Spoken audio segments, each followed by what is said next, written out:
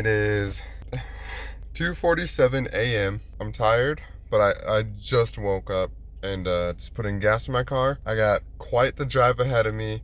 I'm gonna go after some tiger trout and brook trout today.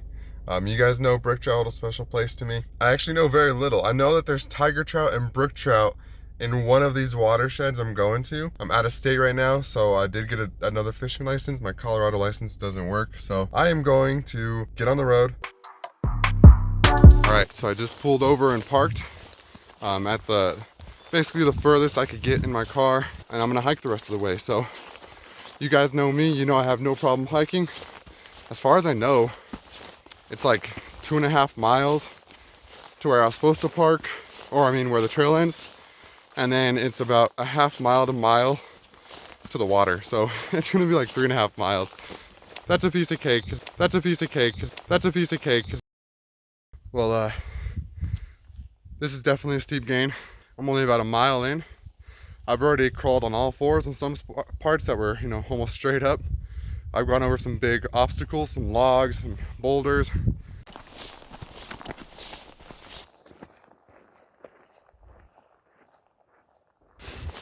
I'm sure you guys can hear me breathing hard, but this right here is the last little walk up before, oh, there's a sign right there in front of me.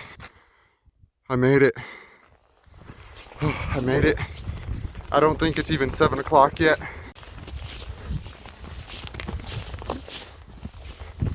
Oh, wow. Oh my God. The sun hasn't even hit this side of the lake yet.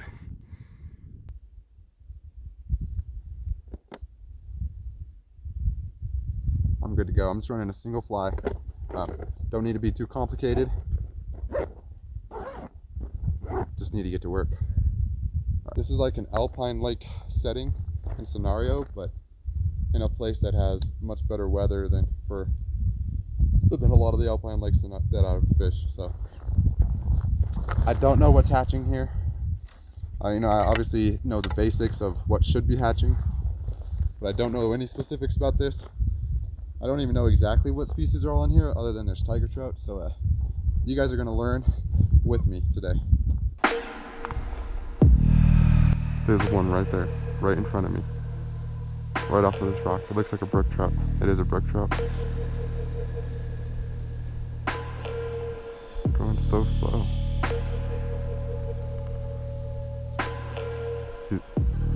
Spooked him. That's the first fish I've seen up close. More so, the first and only fish I've seen shallow.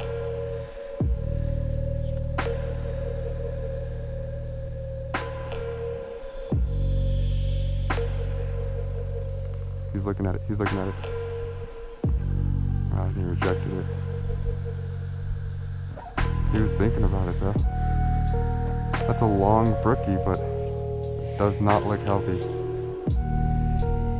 It's about 9 a.m. I believe, and this place is a dead zone right now. I mean, no rising fish, no cruising fish, nothing. There hasn't been any life for about half an hour, just completely shut off. And there's still bugs flying around, still a hatch going on. Not any less than there was. So maybe it's the sun coming up all the way that turned them off. I don't really know, but if I don't get any luck or even see any fish, which I haven't seen a single fish except for the really sick one, which is not a good sign as of right now.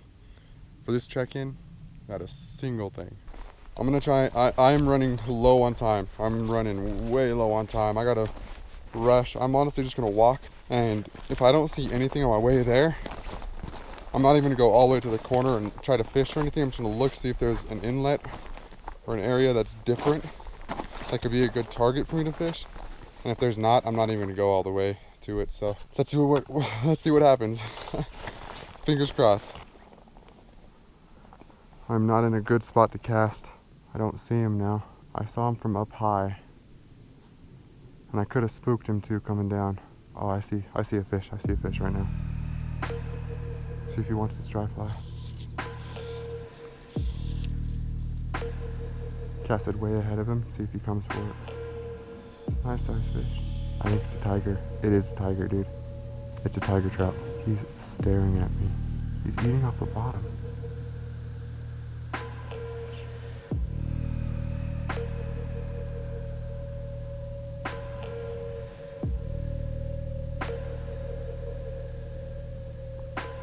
He came to a complete stop.